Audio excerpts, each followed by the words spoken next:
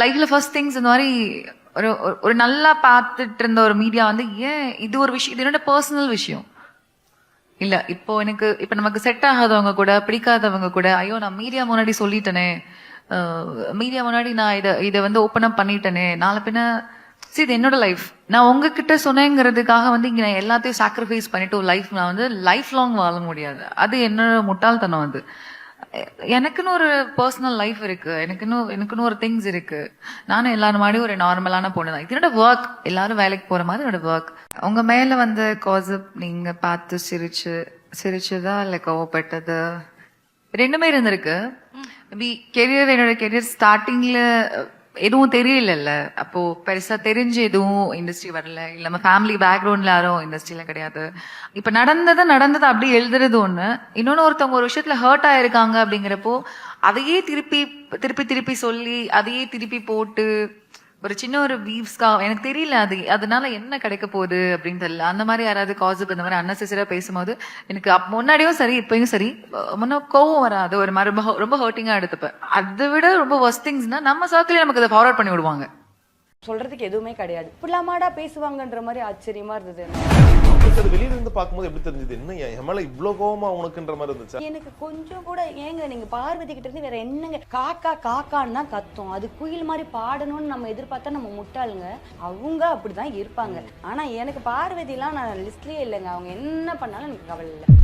காதலா பட்டுச்சா உள்ள நீங்க ஒரு சக கண்டஸ்டன்ட்டா? ஒரு இடத்துல பேசும்போது நான் கூட கிண்டல் பண்ணிட்டு இருக்கும் போதும் சொன்னாங்க, இல்ல இதெல்லாம் வெளியில போய் தான், இதெல்லாம் இங்க இல்லைன்ற மாதிரி ஒண்ணு சொல்லியிருக்காங்க. அதனால நான் அது காதல்ன்ற.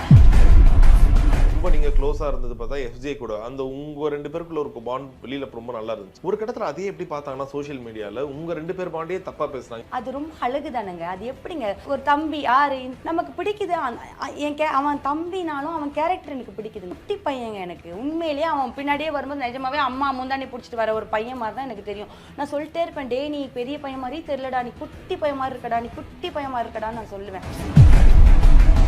வாட்டி போகும்போது அதையும் அவங்க வந்து அக்செப்ட் பண்றாங்க. அது வந்துட்டு அப்புறமேட்டு வந்துட்டு அந்த பொண்ணு வழியில வந்து நாய்களா அப்படின்னு கத்துது. வழியில நம்ம அப்போ என்ன பண்ணணும், இருக்கிறது எல்லாத்தையும் விட்டு கிடைக்கிறது கிளவுன்னு தூக்கி மனையில வை மாதிரி நீ நாயின்னு சொல்லியிருக்க கூடாது அப்படின்னா, அப்போ எங்க போனாங்க அந்த ஃபர்ஸ்ட் வாட்டி பயந்து நின்று சாண்ட்ரா? எங்க உங்க குழந்தைங்க இதையும் தானே பார்ப்பாங்க, இதை பார்த்து பயப்பட மாட்டாங்களா?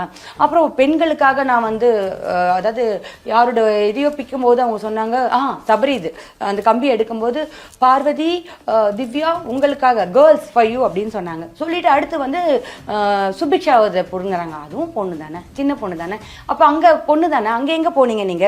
இந்த மாதிரி விஷயங்கள் எல்லாம் எனக்கு கொஸ்டின் வரும்போது என்னடா இது அநியாயமா இருக்குன்னு எனக்கு பிடிக்காம போயிடும். அவ்வளவுதான். நீங்க உள்ள இதை பத்தி ஒரு பெருசா ஒரு பூதாகரமா வெடிச்சது எப்ப போனா, பிரஜன் வெளியில போயிட்ட பிறகு அவங்க யாராச்சும் அவங்கள ப்ராப்பரா அப்ரோச் பண்ணா கூட அவங்க ரொம்ப ஒரு மாதிரி கோவமா செயல்பட்டாங்க.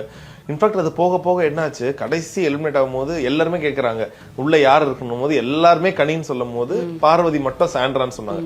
நீங்க எலிமினேட் ஆகும் போதும் பார்வதி முகத்துல ஒரு சந்தோஷம் இருந்துச்சு, சாண்ட்ராவை ஹக் பண்ணாங்க. உங்களுக்கு அது வெளியில இருந்து பார்க்கும்போது எப்படி தெரிஞ்சது, என்ன என் மேல இவ்வளவு கோவமா உனக்குன்ற மாதிரி இருந்துச்சா? எனக்கு கொஞ்சம் கூட